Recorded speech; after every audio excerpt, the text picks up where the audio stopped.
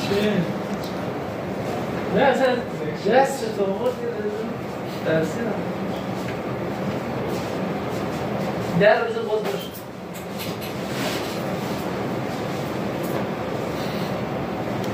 اسم برماش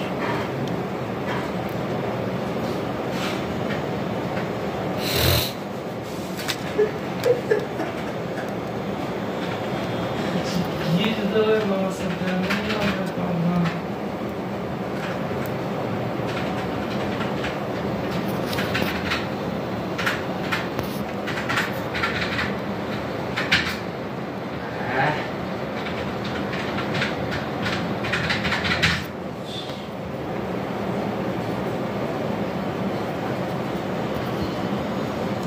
رضا بیا اینجا رضا بودو از تو داره میکشه بیرون یا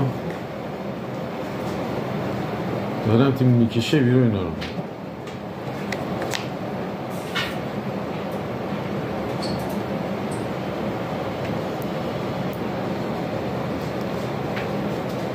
عمرم تو کشید توش خالی کرد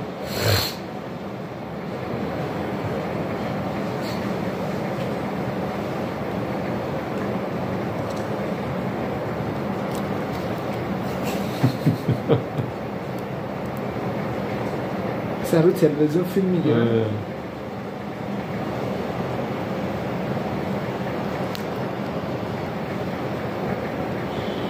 آبراش مشکیه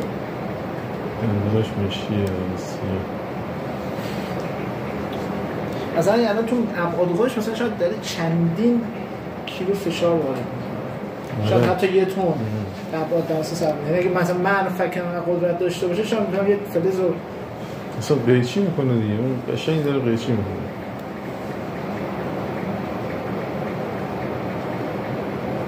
سرش به هر طرف کمیده اون سیایی ها چشمش به سمت شماست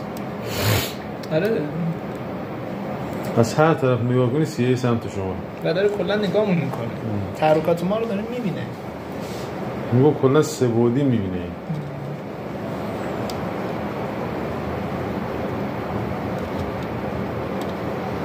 رفت تو